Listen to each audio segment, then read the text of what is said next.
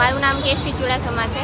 આ રેલી કોલકાતામાં જે દુઃખદ ઘટના ઘટી છે એના વિરોધ દર્શાવે છે કે જે વિક્ટિમ છે કે જે એની કોલેજમાં ઇલીગલ રેકેટ ચાલતા હતા એના વિરુદ્ધ અવાજ ઉઠાવવા જતા હતા અને એના કારણે એને આ સજા ભોગવી રહી છે। તો એ ખૂબ શરમજનક બાબત છે।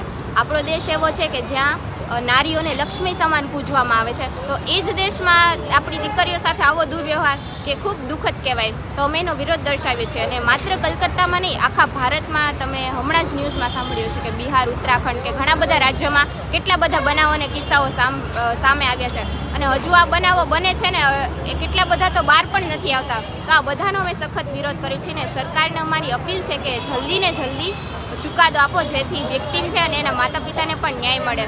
અને આ માત્ર કલકત્તાની કે માત્ર કોઈ એક રાજ્યની વાત નથી, હવે આ સમગ્ર ભારતની વાત છે અને બધાએ એક થઈને આની સાથે અવાજ ઉઠાવવાનો છે જેથી જલ્દી ને જલ્દી આપણને ન્યાય મળી શકે। આ વિરોધ આપણે રેલી દ્વારા કરી શકીએ કેમ કે બીજા કોઈ સાધન તો આપણી પાસે નથી, પણ આના દ્વારા માત્ર આપણે સરકાર સુધી આપણો અવાજ પહોંચાડી શકીએ કે હવે બધા એક છે અને હવે બધા ન્યાય માગે છે। લોકોને એ જ મેસેજ આપવા માગી છે કે હવે આ ગુજરાત, કલકત્તા, બિહાર, ઉત્તરાખંડની વાત નથી, હવે સમગ્ર ભારતવાસીઓ એક થઈને અવાજ ઉઠાવવાનો છે તો જ ન્યાય મળશે। નહીંતર આ બનાવ કલકત્તામાં થયો છે તો બીજા કોઈ જગ્યાએ બનતા વાર નહીં લાગે।